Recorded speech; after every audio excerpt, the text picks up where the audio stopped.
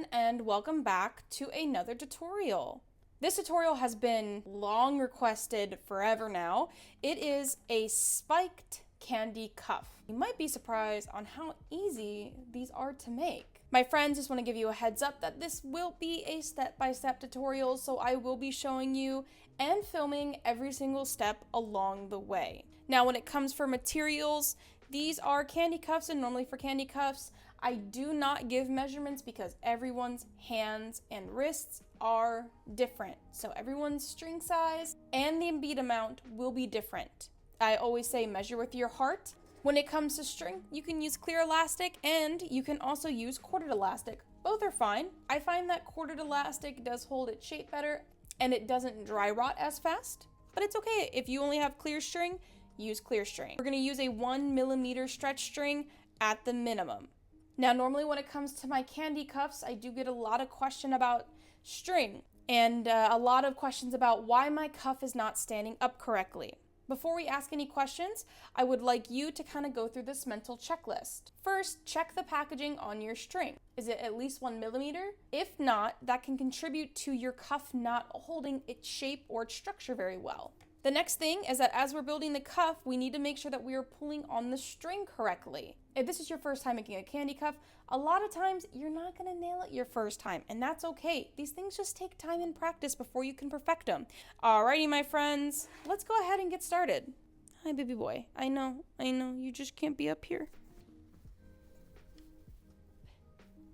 He's saying hello. All right, I'm gonna go ahead and take my string and I'm going to cut off about this amount. For these, at least for me, I don't need a whole lot of string. I'm gonna go ahead, as per usual, I'm going to take a lighter and I'm going to burn the tips of my string very quickly just to make sure that they don't fray. You do not have to do this. Also, if you do decide to do this, you need to be quick because if you leave the flame on there, it will catch on fire. This is cloth. Alrighty, my friends, now we are going to start with the base. The base of this is going to be a tubular peyote stitch or a multi-stitch, as a lot of people like to call it. To get started, you can start with as many beads and or as many colors as you'd like. It just needs to end in an even. Oh, hi, baby. Oh, okay. No, you can't just sit there. With that being said, we're gonna go ahead and build a basic candy single. And for me, what I find comfortable is about 28 beads. I do like these candy cuffs to be a bit tighter around my wrist. So I'm gonna go ahead and add on my 28 beads. Now, if you are unsure on how many beads you're going to need, I'm just gonna suggest that you keep building and placing it on your wrist and testing out the fit as you go.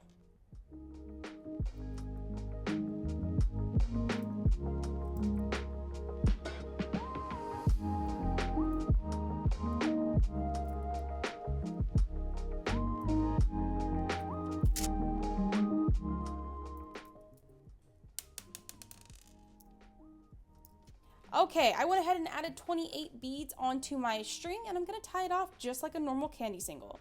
Now, when we are tying this off, we do wanna tie this pretty tight, a little bit more than a medium tug. There's no physical way that I can tell you how tightly to pull this string.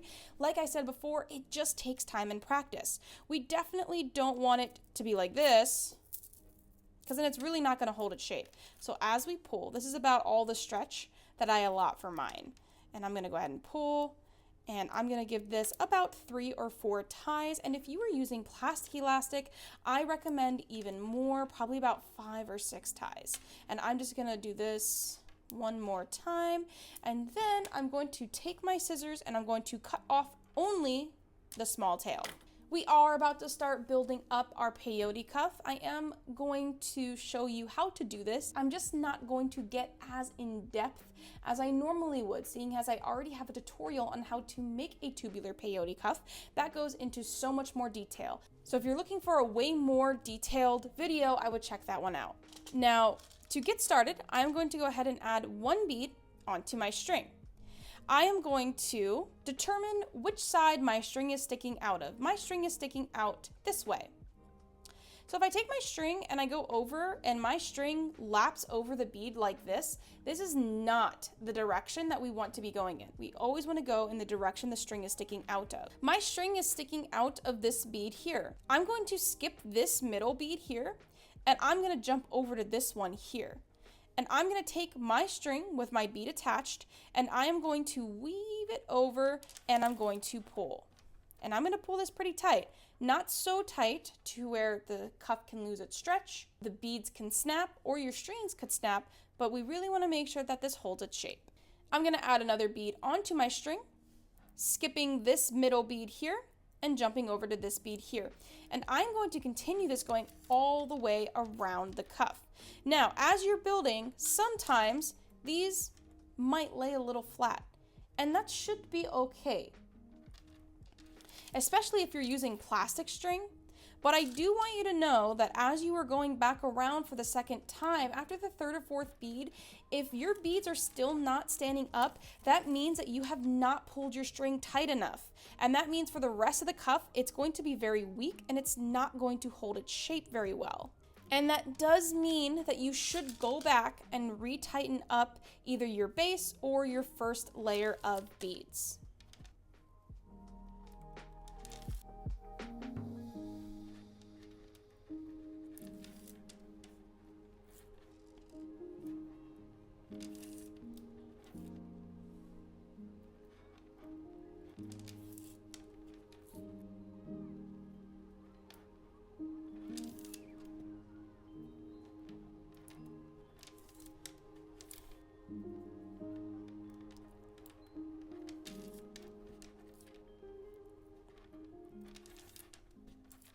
Okay, now I'm coming up on the last bead for this row. I'm still going to do the exact same thing that we have been. I'm going to be skipping this middle bead and jumping over to this bead here. Now, if you are out of beads and there is not two beads in front of you, that means you didn't go evenly and you're gonna have to restart. So keep that in mind. I'm going to go ahead and I'm going to weave over to that bead just like we had been before.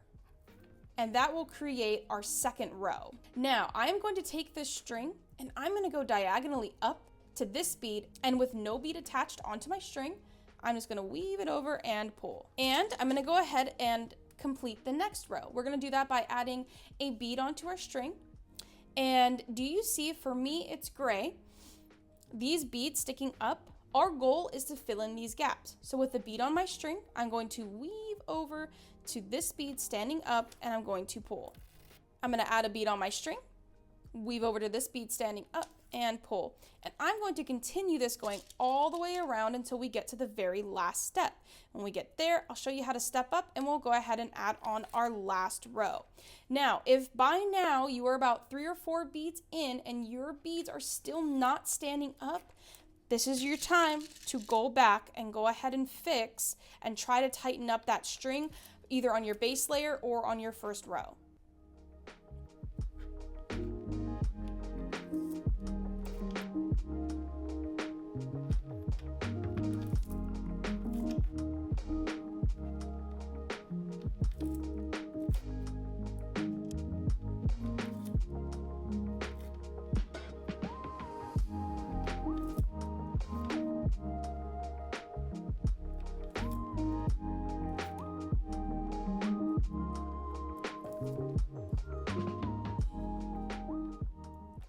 Okay, I'm coming up on the last bead for this row, and we're essentially going to be doing exactly what we did the last time.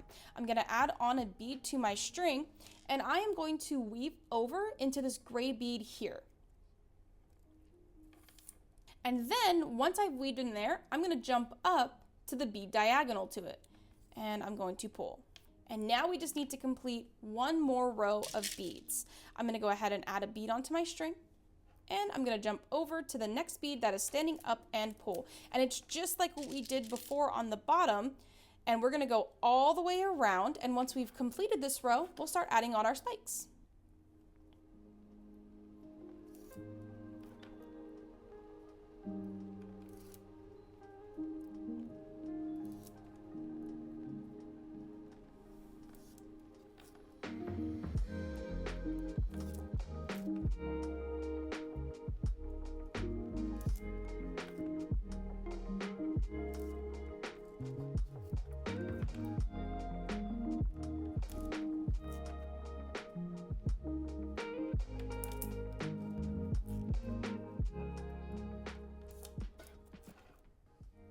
Okay, I'm coming up on the last bead of this row. Now I'm going to go ahead and add on my bead to my string, and I am going to weave it over into this black bead here. Now this time we are not going to be stepping up. What I am going to do, however, is I'm going to give this a quick tie. Now, do you see right in between these two here, there's kind of that little loop of string right here? I'm going to tie a singular knot into that. So I'm going to take my string and I'm going to go whoop, right through. Not through any beads, but just in between the beads. And this is going to create a bigger loop. And then I'm going to take my string and pull it through that bigger loop, and I'm just going to pull it once. And this is just going to kind of help lock in the bead placement. Now you might be wondering, why did I add a single layer of gray beads? For you guys, so it's easier for you to follow at home. Now, do you see we are sticking out of a row where there's two? We need to be sticking out of the middle bead here. So there's rows of 1, 2, 3 and rows of 1, 2. We're going to take our string and we need to weave in between the middle of our row 3 with no bead attached, just weaving it through. Now we're going to start adding on our spikes. I'm going to add 3 beads of any color. It does not matter. For me, I'm going to do white. And I am going to take those 3 beads and I'm going to jump over to the next gray bead over.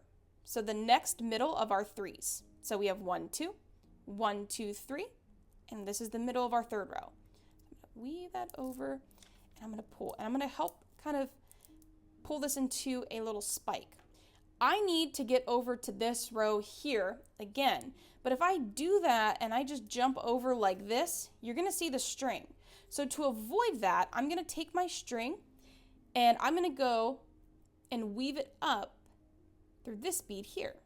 So we're going from the middle to a 2nd row and pull, and then I'm going to go back down into the middle here.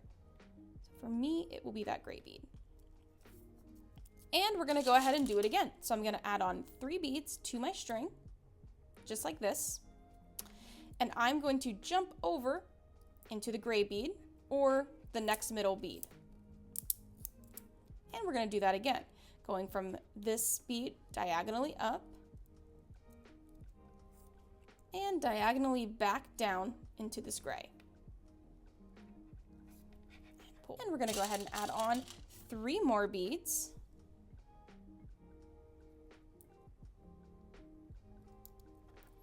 And we're going to jump over to our next middle. For me, that will be a gray bead. All right, my friends, now remember that just like how we were doing here, we need to be pulling on our spikes pretty tightly. If you have not been doing that, that's okay. You still have time to go back and fix it. So I'm going to go ahead and loosen up my spikes here to show you. I'm going to go ahead and I'm going to pull on these 3 and pull the string just like that. And then I'm going to come up to these and I'm going to pull the string just like that. As you can see, it's starting to tighten them back up. And then I'm going to pull here. So you'll just go around your cuff doing that to assure that it is tight. Now I'm going to take my string from the gray bead. I'm going to go up into this black bead here and pull. And I'm going to go down into this gray bead here and pull. Adding on 3 beads of any color and jumping over to this next gray bead here and pull. Taking my string, going up into this black and down into this middle bead, adding on 3 beads of any color and jumping over into the next gray bead, going up from this gray over into this black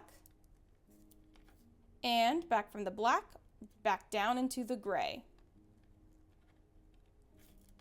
adding on 3 beads of any color to my string, jumping over to the next gray bead and pull.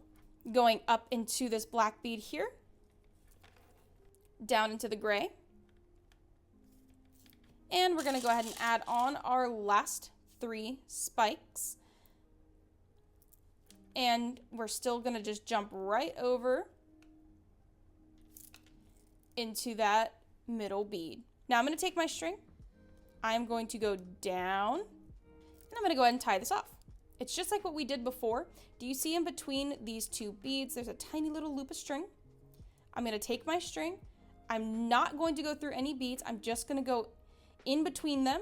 This will create a smaller loop. I'm going to take my string and pull it through that loop to tie it off.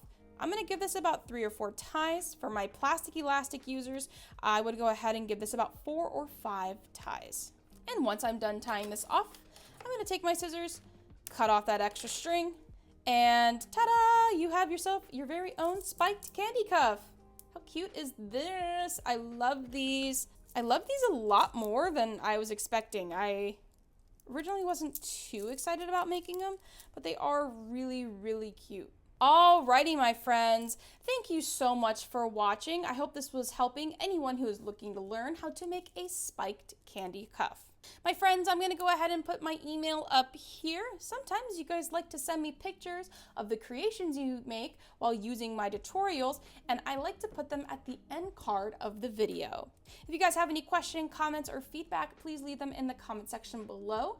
Your feedback really does help this channel grow. Alrighty, my friends, thank you so much for watching, and I'll see you in the next tutorial. Bye-bye!